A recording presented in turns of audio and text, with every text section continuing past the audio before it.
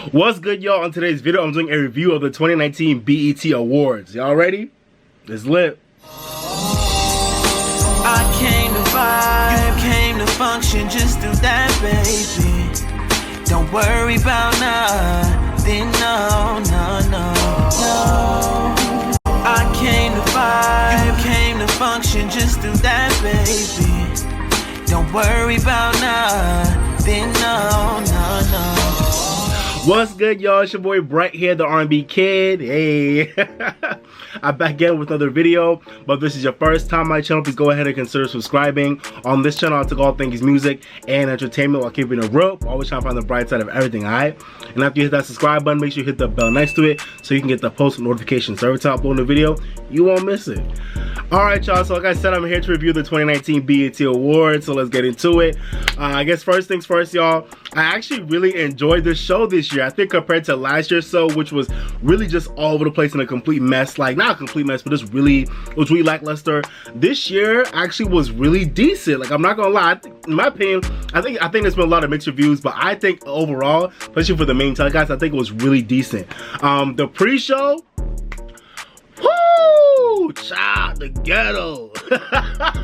The ghetto, it was a whole ghetto mess. Yo, the pre-show, I think I caught like the second half of it because I had a really busy Sunday. I was doing a lot of stuff, but I caught like the last half of the pre-show, and I was just like, like audio going in and out. You know, some trash wardrobe choices from a lot of our favorite stars. No shade, but it's the truth.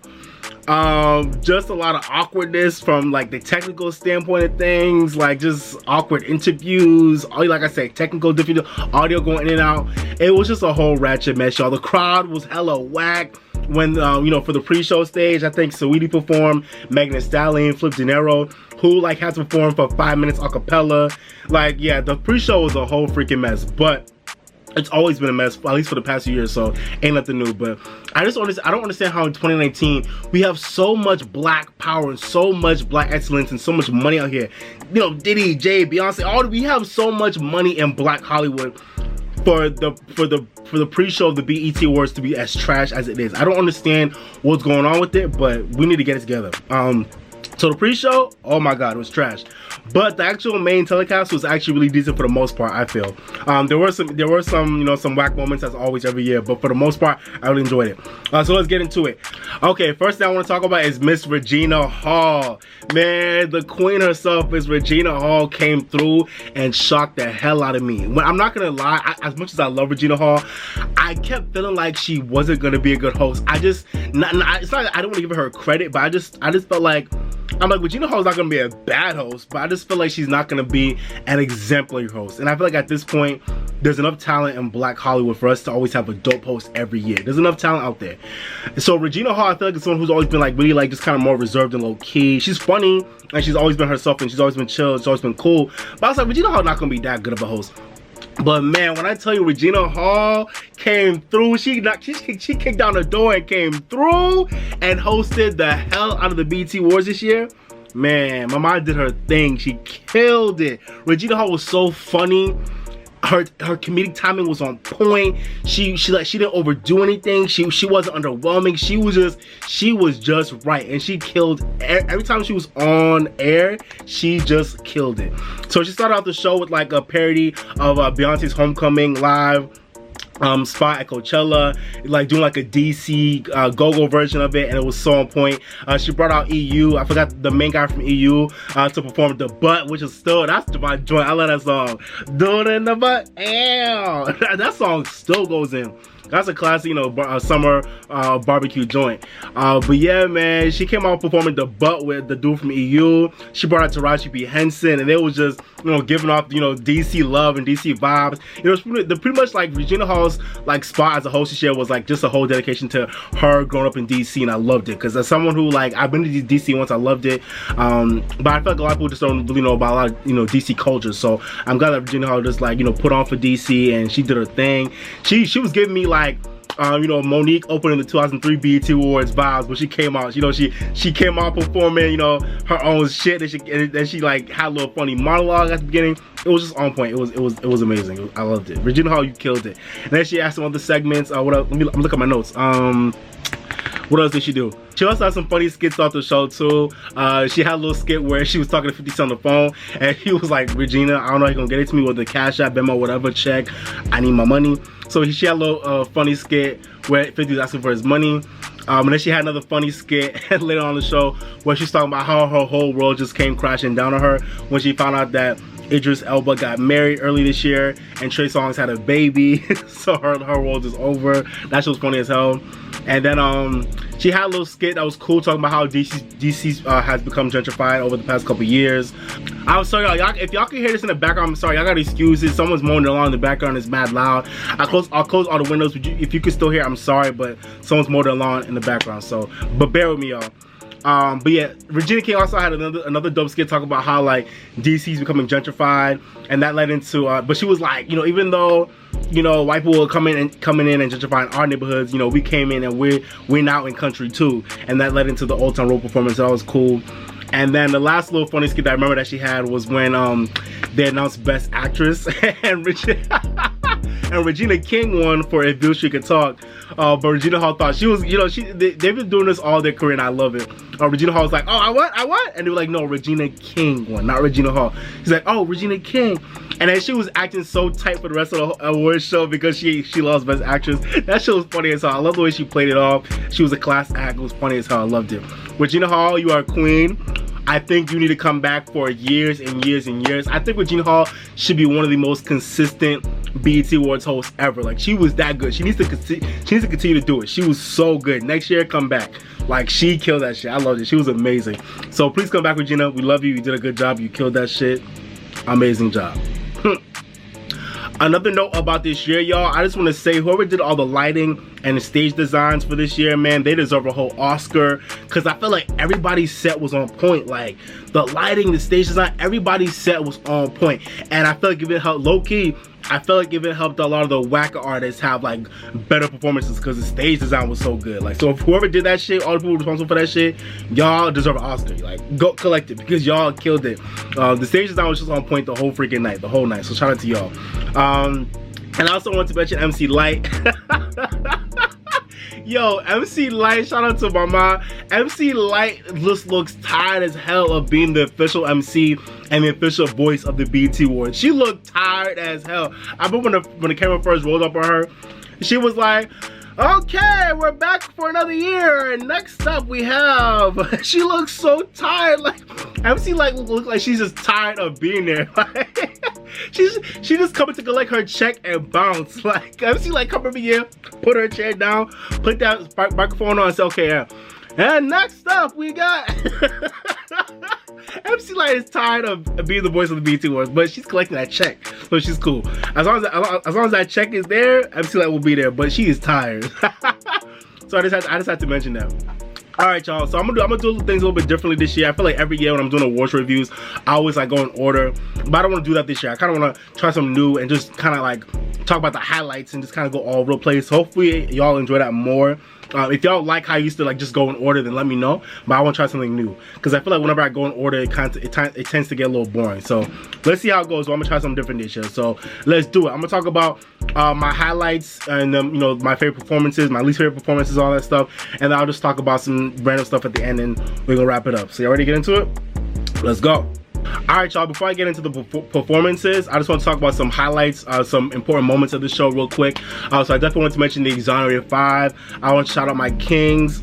If you ain't watched my review of When They See Us, please go check it out. I'll put the card up right here. Amazing miniseries on the Central Park 5, who we now call the Exonerated 5, and their story. And so I'm so glad the Exonerated 5 are finally having this story, you know, being highlighted in such a major way in the media. They deserve it. Their story deserves way more attention. So, and as them being our people, I'm so glad we gave them a platform to just honor and exalt upon them. You know, Regina King introduced them, and I just love that they were all given a chance to like say a little bit about their experience and how far they've come in their lives and where they're at now in their lives, and you know what's on the horizon for them. So that was just a great moment, honoring the Exonerated 5 and just letting them have a moment so we could just appreciate them and their story and what their story has meant for all of us and all people of color who are just trying to live our lives, you know. So that was an amazing moment, so I definitely want to highlight that. Shout out to Exonerated 5. Y'all are kings, and keep pushing forward and keep living your lives that y'all deserve to live, you know. But also, I also want to mention the Tyler Perry speech. When Tyler Perry first came on, he was given the Ultimate Icon Award. I was a little bit in my feelings because I feel like I'm gonna talk a little bit more about this later, but I feel like John Singleton was really stifled this year. I feel like he didn't really get enough love as much as he should have, and I feel like he just wasn't honored as much as he should have this year, especially after his untimely passing early this year. But regardless, Tyler Perry is still an icon in Hollywood, especially Black Hollywood. He's a monumental figure in Black Hollywood, and I'm glad he was given the honor because he definitely deserves it. And I loved his line about he was talking about how like the place where he like built all the studios and stuff like that. He's talking about how like it used to be like the base of some like Nazi Federation or something like that. It used to be like a base where like you had a bunch of like white soldiers who were like working to like keep like, you know, millions of African Americans enslaved generations ago. But now he was like, but now that land is owned by one Negro, and I was like, oh, that line just gave me chills. I was like, yes, like that line just made me feel good, y'all. Made me feel good. So shout out to Tyler Perry. That was such an amazing moment. I feel like that's gonna be a bar for years and generations to come. I don't have the exact quote, but you can go find it on YouTube. It was amazing when he just said that line, like, you know, this land was owned by like millions of Nazi whatever trying to hold you know, African Negroes down. Now this land is owned by one Negro. I was like, oh yes, brother. I was like, yes, brother. The whole crowd went crazy too. I was like, that was a great moment. That was just a great moment for us and great moment for our history, and to realize that there are plenty of people doing what he's doing, and there are plenty of people making moves like that, but it's not always highlighted. So that's why I'm actually thankful for the BET Awards, because they give us moments like this where we can highlight some of the best of what our people are doing that we may not always be aware of, you know. So shout out to Tyler Perry, you deserve that award, and thank you for your speech. It was legendary, amazing. Alright, y'all, so I'm gonna get into my favorite performances of the show this year. So my top 5 favorite performances were, I'm gonna go in order. My top 5 performances, the Mary J. Blige tribute. She killed it. Her and YBN Cordae performing The Lord Is Coming, amazing. Cardi B and Offset performing Press and Clout, dope. Lizzo performing Truth Hurts, amazing. And DaBaby performing Suge. Those are my top 5 performances, but let me know what y'all thought. But let's get into them right now. Alright, y'all, so to me, the performance of the night and one of the biggest highlights and one of the best moments of the night for me was the queen herself, the queen of hip-hop soul, Mary J. Blige, getting recognized for her illustrious career. Man, Mary J. Blige deserved this honor like no other, and it was just such, it made me, as a big fan of Mary J. Blige and just what she's meant to R&B and just the hip-hop and just the music in general, from before I was born to my adolescence to even now. I'm so glad she got this moment while she could, you know, to smell her flowers while she's still here with us. I really had an issue with, this has been an issue for me, but I've really been annoyed by how the industry continues to push back our veterans. They continue to push our veterans to the back of the industry because of how old they're getting. You know, there's no reason why Mary J. Blige should not have been able to have a couple hits this decade, but Mary J. Blige has not had a hit on the Hot 100 since 2011, and the last song that did it was Mr. Wrong with Drake. So I just hate how the industry have really like just pushes our veterans back to the back of the line because they're older and because they've had their time. It's like, yeah, they've had their time, but at the same time, like, if Mary J. Blige can still put out a great song, still put out a great album, there's no reason why I shouldn't be doing well. But I mean, that's a whole other story for another day. So I've been kind of annoyed by that in general with the industry, but I love moments like this where we get to honor our legends, and Mary J. Blige came through when she showed out. Rihanna came through out of her cave. I love how Regina Hall threw some shade. She was like, Rihanna's here to present Mary J. Blige with the award. So I guess she's not in the studio, so I guess she can do this. I love that shade, because Rihanna, get in the studio and release this album. We're waiting for it. Damn. But Rihanna came through and presented Mary J. Blige with the Lifetime Achievement Award for this year. She just talked about what Mary meant to her, what Mary meant to all of the artists coming up.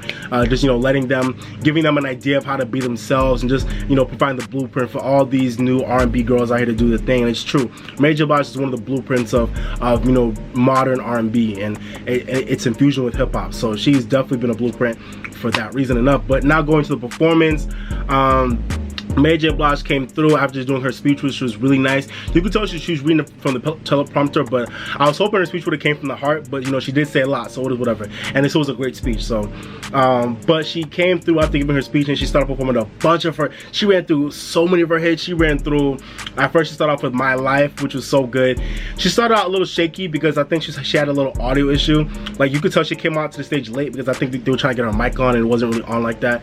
But once she got her audio shit figured out, like she recovered and she was good. She performed My Life, and then she went into No More Drama.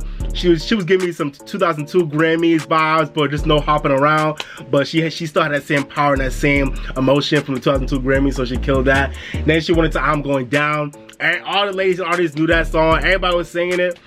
Dre was getting her life from that shit. It was funny as hell. Then she performed Real Love, amazing. Then she performed Reminisce, one of my favorite Mary J. Blige songs. Then she went into You Remind Me. After she did the ballad song, she came out and she changed it, and then she was like in her, you know, in her baseball, you know, like not baseball, but she's like her all white like hood dancing outfit with a thigh high boots, you know, classic Mary J. Blige shit. Classic Mary J. Blige. She came through her choreography, dancing, she killed it. Then she performed Be Happy, another one of my favorite Mary J. Blige songs. Then she performed Love No Limit, another great song. Then I Can Love You, she brought out Lil' Kim and they did I Can Love You. That shit was amazing. Lil' Kim came out, she forgot like half her verse, but she still came out with the energy and just killed it. Then she brought out Method Man for You're All I Need to Get By, you know, I'll Be There For You. That was an amazing song. Still a jam to this day. And Method Man came out with the energy and just killed his verse. Method Man is still rapping and still got the energy of a 20-something-year-old out here. I don't know how he do it, but Method Man is like a fountain of youth, bro. He still look like he's in his 30s. He's still rapping with energy. Like, yo, Method Man came out there, he just did his thing. He was great. And then fucking she ended out with Just Fine, which is another great song selection. What I didn't realize until Monday was that Mary J. Blige, she even run through some of her biggest songs and she still had the crowd rocking the whole time. She didn't perform Family Affair. She didn't perform Be Without You. She didn't perform Not Gonna Cry. She didn't perform Everything. There were so many songs that she just didn't perform, and there were some of her biggest hits, but she still did a great job, and the whole crowd knew all the words to all the songs regardless. So that just shows you how much of a legend she is, man. Mary J. Blige has a repertoire of hits and albums that are just still like legendary to this day. So shout out to Mary J. Blige, amazing. To me, it was definitely the highlight of the night. She killed it. She gave y'all, you know, she came through with a good body. She came through with a good performance, good energy. And I heard she was sick, but you couldn't even tell because she still killed it. She still did a good job. So Mary J. Blige, you're a queen. Thank you for all you've given us. All that you've given us is so incomparable. Your contribution to music is so incomparable, and I just, you're amazing, Mary. You're amazing. So shout out to you. Alright, next up is her and YBN Cordae. I was so surprised by YBN Cordae's involvement in this performance, but it actually was amazing and it worked perfectly. Her came out performing Lord Is Coming off of her I Used to Know Her Part 2 EP. If you go check out my reaction and review to that video, to that EP if you haven't already, I'll put the card up right here. That was a great project. So I feel like her performing Lord Is Coming was so timely and so necessary for the times we're in right now. This very divisive, you know, very tense climate we're in right now. I love that she performed Lord Is Coming. The spoken word at the beginning of the song is so relevant and so amazing, and all this stuff she's talking about and that spoken word was just so real. I told you, when I first heard the song, I was just like, oh my god, this song is like otherworldly. So she killed her performance. Like, what instrument can her not play? I didn't even know she could play the bass. Like, what instrument can she not play? So her came out, killed it, did the bass, did some poetry, you know, she gave us some poetry for that ass, and then she sung Lord Is Coming, and then YBN Cordae came out for a little verse as well. I think it was a new verse, and he just killed it. So that was definitely, to me, one of the most impactful and powerful performances of the night. They both did an amazing job. Just gave us the very, you know, aware and you know, just very you know, they gave us the very like woke, aware, Black Power vibes, you know, and Black Panther vibes that we needed for the BET Awards. So they gave us that. So shout out to her and YBN Cordae. They killed that shit. Amazing. And I love that her finally gave us a song that was like a sleeper cut and a gem on one of her albums instead of her giving us like a regular single. I think The Lord Is Coming was perfect. And when they put the camera on Taraji was me. When Taraji was just like, that was me bombing type performance. So they did a great job. Amazing. Alright, next best up for me was Cardi B and Offset. They came out, they opened up the show with Clout and Press. You know, they pretty much replicated the video. Cardi B on Offset, you know, just doing that thing. They both did choreo too. I was so glad Offset finally put out some choreography, because I've been to Offset could dance, but he don't really do it like that. So I'm glad Offset actually did. You know, he did some dance. He did some popping and locking. You know, he did some. You know, he did some. Hey, ha! I said, okay, Offset, better hit your pop and lock. He did his thing. He killed it with the dancers. And then Cardi B came out and did Press. She came out stomping. She came out hard. I feel like she made almost like Press a little bit more. I like Press, but I feel like it wasn't the most like award friendly song, because it's kind of like, I don't think it's just the best song for an award show, but I think she made everybody like it a little bit more, because she came out, she killed it. Like, if you didn't like Press before the BET Awards, you probably like it a little more now. That's how good she was. So she killed it. I feel like they were the perfect opener for the show. They both had great energy. They both just killed it. The set was on point. The dancing was on point. The energy and the vocal was on point. They both did a great job. So Cardi B and Offset, y'all did y'all thing. Congrats. Y'all did y'all thing. Amazing. Alright, next up is my girl Lizzo. I freaking love Lizzo. I feel like she's amazing. Her album Cause I Love You is to me one of like the best projects of the year so far. Lizzo's amazing. She came out performing Truth Hurts, a fucking banger right now that I'm probably gonna put on my Brad Simmons Volume 10 because I love the song right now. So she came out performing Truth Hurts with like a little like wedding cake set that was similar to the video. I wasn't in love with the set like that, but I knew that it was related to the video, so it makes sense. It's fine. And so she performed Truth Hurts, and she had a little like a reggae breakdown, I think, in the second verse, and it was really dope. I was really unexpected, but she killed it. And you know you do a good job when Rihanna like you stands up and starts clapping for you. Like, that's when you know you did a good job. She came out there performing, you know, choreography. You're doing, you know, having energy, rapping, singing as she always does. And then in classic Lizzo fashion, she came out twerking while playing the flute. I was like, man, Lizzo, you better come here and show these people that you are meant to be here, man. Lizzo is not playing with y'all motherfuckers. Lizzo is here. Y'all motherfuckers are gonna deal. For anybody that don't like a big girl, you know, just being her, doing her, Lizzo is here, and she's gonna continue to do her. And y'all motherfuckers are gonna deal. Like, Lizzo is so talented. Her music is so popping. Like, she's gonna be here for a long time. I feel it. Lizzo's gonna be here for a long time. So she came through and she ate that stage. Like, she ate it. Just killed it. Singing, you know, yelling, rapping, dancing, flute, twerking. Like, she just did everything in like 3-4 minutes. Ate that stage and then got off, and she just killed it. So Lizzo, you definitely good job. To me, you were one of the best performances of the night. You were a highlight. You killed it. Amazing. Last for my top 5 favorite performances of the night was DaBaby. I know a lot of people didn't like the whole blow up babies in the background, but I thought that shit was funny as fuck. He had some blow up babies on both sides of the stage, just like, you know, so some dudes dancing in blow up baby costumes. That shit was funny as hell to me. You know, he came out looking like Suge in his video too, you know, with the swole ass torso. I think DaBaby's performance was so funny and so dope to me. I feel like DaBaby gives us like something that I feel like we need in hip hop right now. He's giving us like what like Nelly and Ludacris and Missy used to give to us back in the day, like a fun rapper that's just trying to, you know, give you charisma and energy, and they're not taking themselves too seriously. They're trying to have fun and trying to give us fun songs to rock to. So yeah, that's what DaBaby gives me for this generation. I love his vibe. I feel like he's such a dope dude. He's funny as hell. He's just trying to have fun, man. And his energy was on point.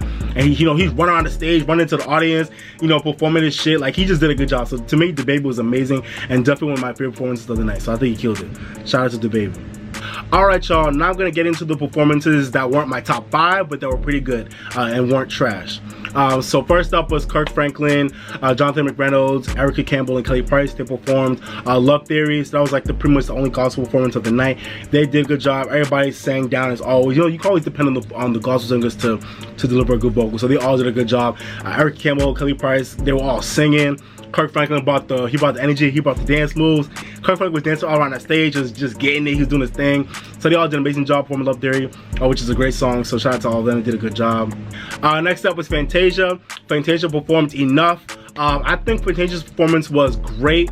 Unfortunately, I feel like Enough is not the best song that translates at an award show. Like it's the first song off of her upcoming album Sketchbook, which I'm excited for because I love Fantasia, so I'm definitely excited for the album, and I feel like it's gonna have a lot of great material. And Enough is a good song, I like it, but I feel like it's not a great song for like an award show. It doesn't translate that well. A lot of people don't even know the song, first of all, and even if you did know the song, it just doesn't translate that well at an award show. But at the same time, her energy and her vocal was still there, and she took it there as always. So you know, we didn't get barefoot Fantasia, but she did take it there. We got the lip quivers and all, you know, we got the you know, so we got all of that, so we good. So Fantasia definitely did a great job. All right, next up for me was the Music Matters stage performers. The first one was Lucky Day, and the second one was Kiana Day.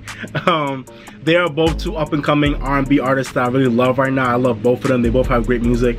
Lucky Day in particular is a really good artist that I think a lot of people are just sleeping on right now, which I'm not surprised by because his promo isn't that great, but he's a new not like a new artist, he's been grinding for a long time, but he's a new artist that has put out an album called Painted. That was a collection of his EPs and some new songs, like and that album is amazing. Kiana Day is she's been putting out EPs, and she's a great artist too. I love her. You might know her song X, and I love her new song Bouncing with Offset, great song. So they both did a really good job. BET is still trash for only having those performances last like 30 seconds to a minute before they cut to commercial.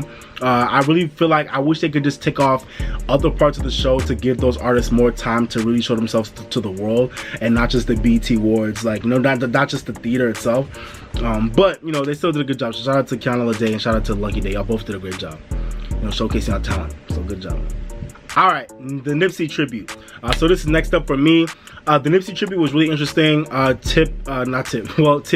T.I. came out and you know, said some words about Nipsey and his life, and as usual, T.I. was eloquent as hell. Delivered a great speech that I really loved. T.I. is so eloquent. So shout out to T.I. King. He had a great speech, and then we went into the performances. First up was Marsha Ambrosius performing her vocal on Real Big. Great, you know, she did a good job. And then we had YG come out and perform his verse on Last Time That I Checked. YG was cool, he did a good job honoring his friend. And then lastly we had DJ Khaled and John Legend perform Higher, which was a great song selection, especially since that's that was kind of like his send-off song, and they had the video playing too. But I'm really annoyed that they allowed DJ Khaled to be part of the tribute. I know DJ Khaled was cool with Nipsey, but DJ Khaled just screaming all throughout the Nipsey tribute, I feel like just cheapened it, and it just cheapened it. So DJ Khaled, you shouldn't have been there. Yeah, and mind you, DJ Khaled already had his own set where he performed his own songs, or not his own songs, but the other songs off of his album. So I feel like he could have stayed off for the Nipsey tribute and just allowed John Legend and the choir to do their thing. So speaking of John Legend, he did a great job performing his vocal on Higher with the choir in the background. It was powerful. It got me my feelings about Nipsey's death. So yeah, everyone did a pretty good job besides DJ Khaled. And the musical tribute was really nice. Really good. I just want to say, I fully agree with Charlamagne the God. When Charlamagne the God said Nipsey's death is a glitch in the Matrix, I fully believe that, and I feel like that's the best way to explain it. Nipsey Hussle should not be gone, bro. And I've already talked about this in my video about Nipsey Hussle's death. If you haven't checked out the video, go check it out. I'll probably cut up right here. I've already talked about this in depth, but I feel like Nipsey Hussle should not be gone. It just doesn't make sense to me. But in the wake of his passing, I feel like I'm just inspired to move forward and apply you know, his work and apply his mindset to my own life, you know, as we all should. I don't want us to get too bummed out about Nipsey Hussle's death. It's sad as hell. It's a sad loss for the culture, especially because I feel like in his life he was Grammy nominated, but in his life I don't think he was ever even nominated for a BET award. But all of a sudden he's being honored and, you know, winning BET awards, being nominated, you know, when he passed. But when he was alive, BET didn't give a fuck about him, low key. So it's just really sad to see that dynamic. But at the same time, like I said, I'm inspired by his death to really, you know, go forth in my life with using what he gave us and using the tools he gave us and using the mindset that he gave us for all of us. So that's what I'm gonna do with my life. But it really is sad to know that Nipsey is gone. But like I said, I've already talked about it in depth, so let me not talk about it even more because it's just really sad. But And after the musical tribute, his family came up and said words. His grandma came out first, and I love her speech the most. It was just short and sweet. And she just said, like, you know, Nipsey, you've done your work, you've made your mark. Go rest, go do your thing. And it was just it was amazing. So shout out to Nipsey's grandma. And then you know, Nipsey also, Lauren London said a few words, you know, saying the marathon continues. It was cool. And then Nipsey's mother came out and just had a lot of words about, you know, spirituality and how, like, you know, Shorty said what she said in his funeral. I really feel like Nipsey Hussle's mother's speech was not like bad. I know a lot of people on Twitter were like roasting her because it was mad long and they were confused. I really understood what she was saying. It's just that I feel like it was just really long-winded. I really feel like the way she explained it at his actual funeral was like the perfect way she explained it. Like, it wasn't too long, it was powerful and impactful, but I feel like she was trying to drag it out a little bit too much at the actual, like, and on a telecast is not where you drag out a speech about someone's death, like, because we're at an award show, like, they have to keep on like moving, and I don't want that to sound insensitive, but it's like Nipsey Hussle's mom did drag that out, but I definitely understood what she was saying, and I liked what she was trying to say because it was powerful. But yeah. And then Nipsey Hussle's dad ended up just saying a few things. He ended it off like that. And yo, can we talk about the shade Nipsey's dad threw at his mom? His mom was trying to like fix the mic and shit for him. He was like, man, go do your thing, leave me alone. I was like, damn. On a whole national TV, Nipsey's dad's like, man, he was like Chris Rock on Friday. Like, you know, yo, Nipsey's dad was like Chris Tucker on Friday. He was like, if you don't just go. I was weak. I was like, that's an African man for you. If you don't just go. But besides that shit, that shit was funny as hell. But besides that shit, it was just nice to see Nipsey's family just attributing his life, and then to see his daughter rocking to all the artists who performed. It was just like, it just made me so sad. But you know, I know that family's gonna be okay. They're gonna be okay. And let Nipsey's life really be a reminder of what we all need to be doing, you know, in our life from day to day, you know. So that's it. That's really it at the end of the day. All right, y'all. Next up was DJ Mustard and Migos. They came out and performed Pure Water. That song still goes in. I freaking love that song. I stand pure water. I love that song. So they came out in all white with a raindrop background, looking like a 90s R&B male group. So Migos did that thing. I definitely loved it. Mustard was just there rocking. That song is still rocking. Like I said, I love the song. They did a great job. So I feel like Migos definitely did a better job than they have at past like BET shows, BET award shows. So definitely did a good job. Y'all had the energy. Y'all came through for a good performance. So shout out to y'all. All right, y'all. Last up was Lil Nas X and Billy Ray Cyrus for the performances that weren't terrible, but they were cool. Yo, Billy Ray Cyrus is in his bag right now, y'all. He's getting so much love from our people. He's in his bag right now. #1 song for 12 weeks, amen. And he's officially always invited to the cookout now. Billy Ray Cyrus, you are officially always invited to the cookout. You're invited. All right. And Billy Ray Cyrus did not go to Howard University, but shout out to that little skit between him and Regina. That was funny as hell. Ain't you know?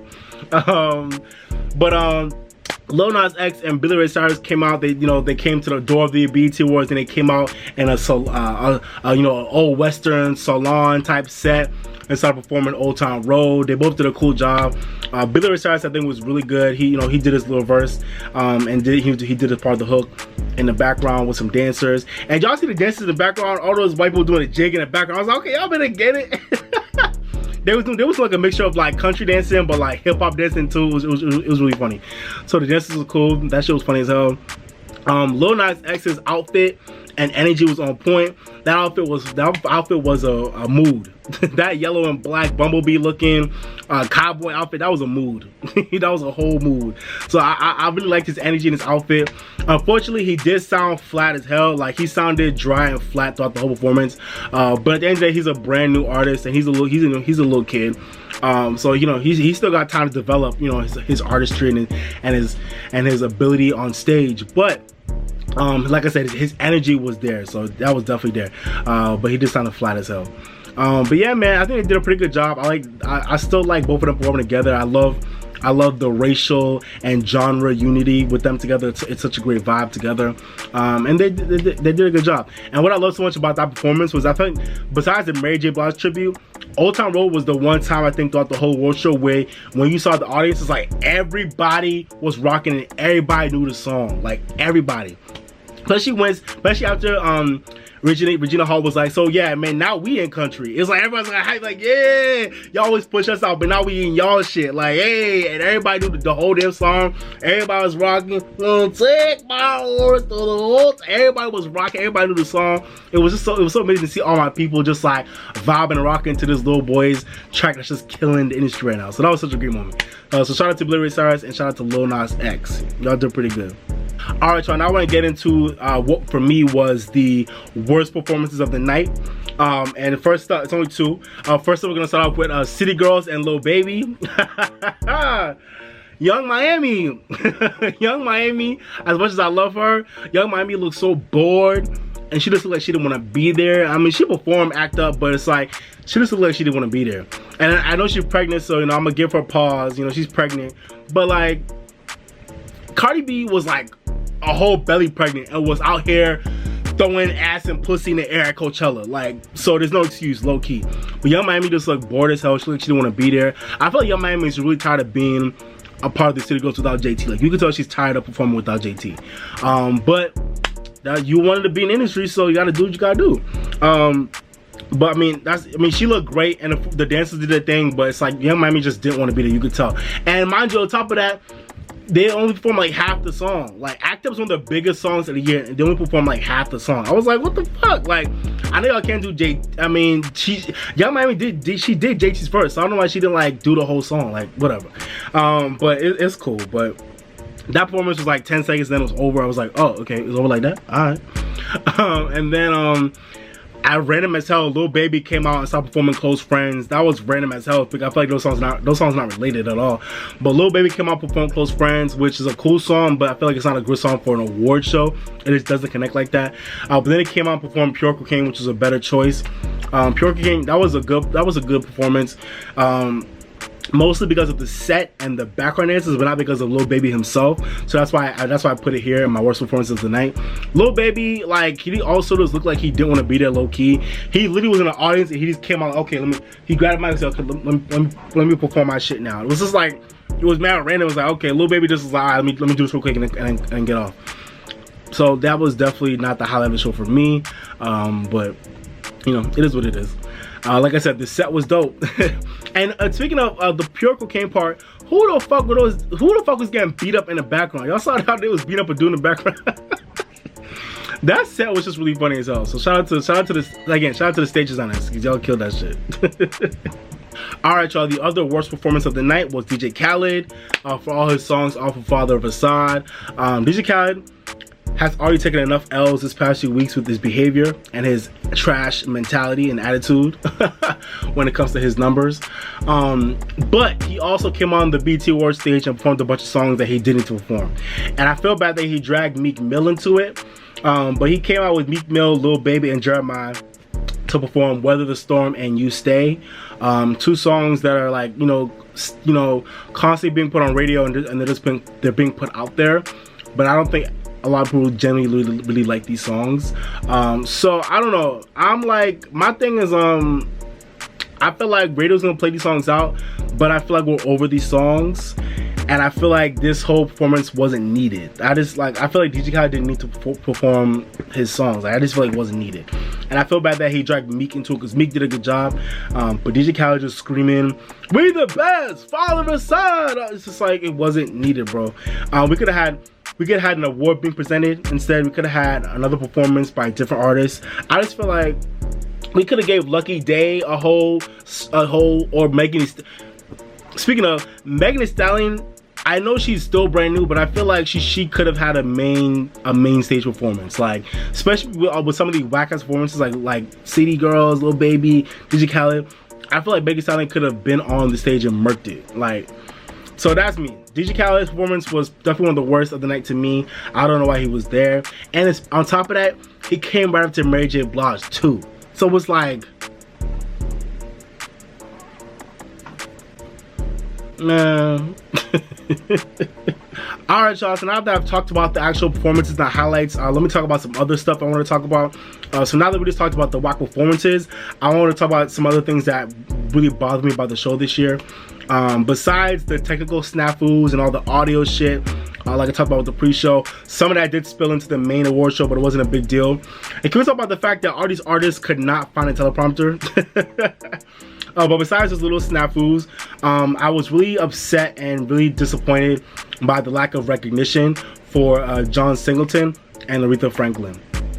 John Singleton got a little bit of a tribute by Morris Chestnut, and I forgot his name, but the main star off of the news show Snowfall, which was a brainchild of John Singleton's.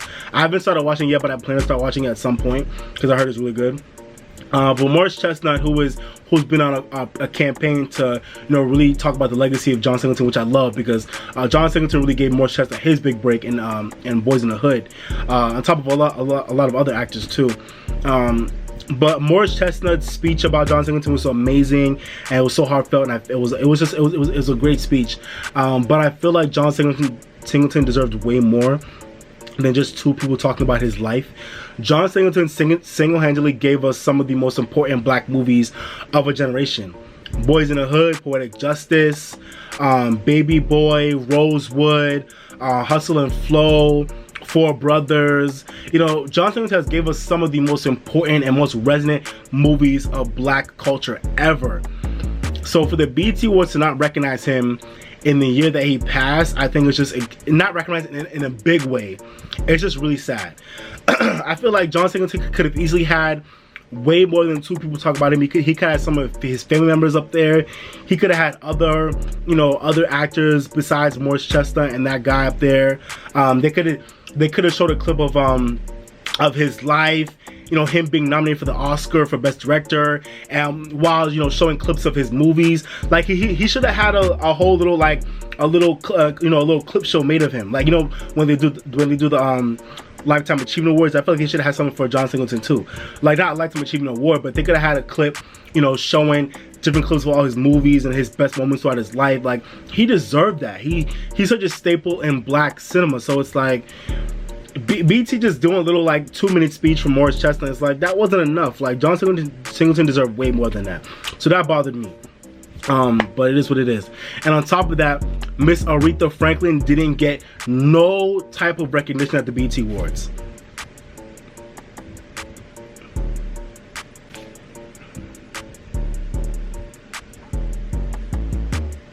The Queen of Soul, one of the most important artists of the 20th century, a staple in black music, the Queen of Soul, our headmistress in soul, just passed away this past August after last year's BET Awards. So this year's BET Awards was the year where she should have been recognized.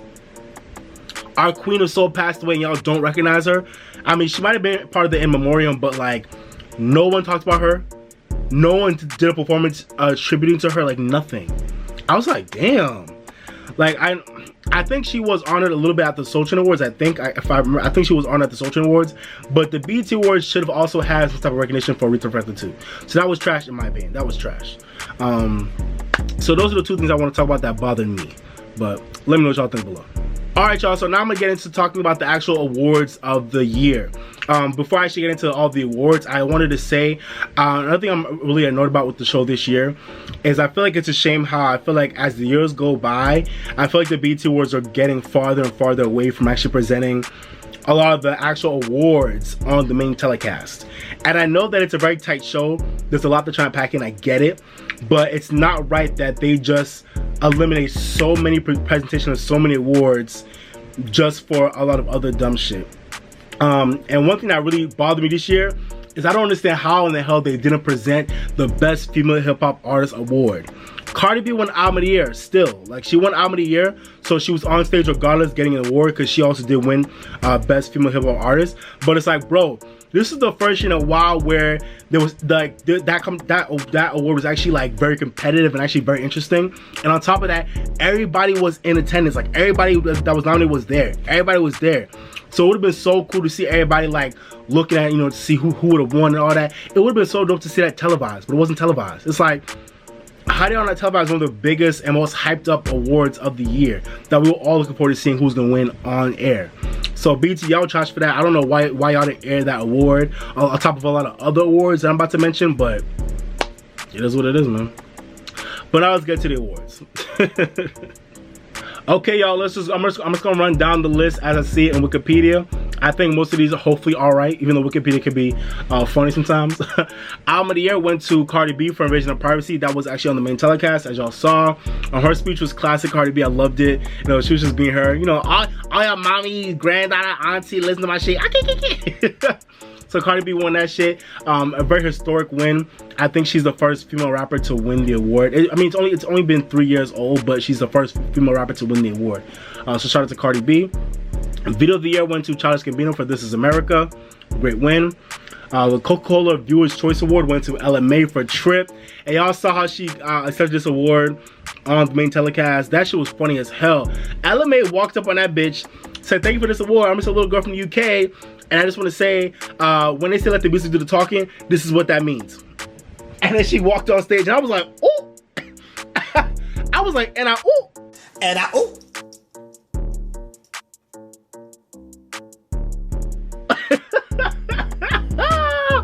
LMA threw so much shade and just walked off stage. I was weak. That shit took me out. I was like, "Ooh, where's Jacquees?" But LMA, shout out to you. I definitely thought that award was either gonna go to I Like It by Cardi B or Travis Scott and Drake's Sicko Mode, but shout out to LMA. She took that shit home. Best collaboration went to Travis Scott and Drake for Sicko Mode. Good win. I ain't mad at it. Best female R&B pop artist went to Beyonce, which I totally understand and I'm okay with, but I really feel like it's sad how LMA could kill all of 2018 and she wasn't recognized in this category where Beyonce was recognized just because she's Beyonce. Let's be honest. Beyonce had a great 2018 with The Cars and Everything Is Love, but you know, chart wise and just omnipresence wise, LMA really should have been the winner of this award, or maybe even her. But Beyonce's Beyonce, so I was gonna give BET always gives Beyonce this award, even when she ain't doing shit, low key. But shout out to Beyonce. Best male R&B pop artist went to Bruno Mars. I also feel like this was kind of random because Bruno Mars had a very quiet 2018 besides Finesse Remix, so this was kind of random to me. But this whole category is pretty much dry anyways, because a lot of these, if I look at the whole category, Edison Paak, Childish Gambino, Chris Brown, John Legend, Khalid, a lot of people had dry 2018s. But me, I probably would have gave this award to Khalid, because I think he probably had the best 2018 out of everybody in this list. So I would have given it to Khalid, but shout out to Bruno Mars. He's still amazing talent. Best female hip-hop artist went to Cardi B, as it should have. Cardi B has straight killed this past year. It should have went to nobody else. But shout out to this amazing lineup. Megan Thee Stallion, she was there. Lizzo, she was there. Remy Ma wasn't there, but you know, whatever. Remy Ma wasn't gonna win anyways. Cash Doll, she was there. And Nicki Minaj wasn't there, but we all know why she wasn't there. She busy anyways, whatever. But yeah, this would have been a cool category to actually see, you know, on the live telecast, but whatever. Cardi B won, no surprise.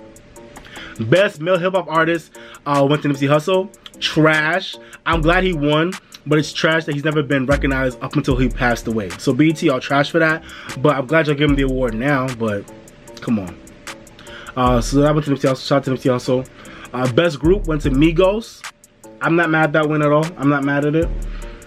Best new artist went to Lil Baby. Shout out to Lil Baby. Y'all saw that he won the award on the telecast. He said that was the first award he ever won, so shout out to Lil Baby. It would have been my choice. I would have given it to maybe Juice WRLD or Queen Naija.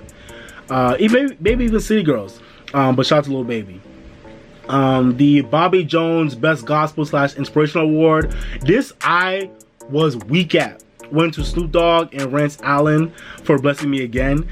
Oh, leave it to BET Awards to give the Gospel Award to the only non-gospel artist in the category. And speaking of, excuse me, Did y'all check out Snoop Dogg's gospel album? I didn't check it out, but I heard it was not that bad. But let me know if y'all checked it out. I haven't checked it out, but man, I felt bad for Kirk Franklin and Erica Campbell and Fred Hammond and Tori Kelly. It's like, damn. Oh shit. Alright. Well, shout out to Snoop Dogg though. The BET Her Award went to her for Hard Place. Shout out to her. And that's a great song as well. I'm glad she took it home. Video Director of the Year went to Karina Evans. She's the woman that directed a lot of Drake's videos last year. So like God's Plan, Nice for What in My Feelings. So I'm glad she won that award. Shout out to Karina Evans. Best Movie went to Black Klansman. I would have given it to The Hate You Give because that movie is amazing. But then again, the Black Klansman, it wasn't an Oscar realm of things, so I'm not mad at winning. Black Klansman was an amazing film. In my opinion, if Roma was not going to win Best Picture, I feel like Best Picture should have went to Black Klansman instead of Green Book. But whatever. The Oscars are over, so whatever. But that was trash. Best Actress went to Regina King. Shout out to Regina King. I'm happy for you. Best Actor went to Michael B. Jordan. I'm not mad at the pick. I would have probably went with Mahershala Ali, but Michael B. Jordan was in 2 movies, where I think Mahershala was only in Green Book, so whatever. It makes sense. Young Stars Award, also happy for Marseille Martin. She won this award. She definitely deserved it. Marseille Martin is going to be a problem in Hollywood. I'm telling you, this little girl is going to be a problem in Hollywood. She's on her way to becoming something really dope. I love her. She's so talented, and she's just getting started. So shout out to Marseille Martin. Great win on your part. Sportswoman of the Year went to Serena Williams. I'm not surprised. Sportsman of the Year went to Steph Curry. I'm not surprised at all by that either. Best International Act went to Burna Boy from Nigeria.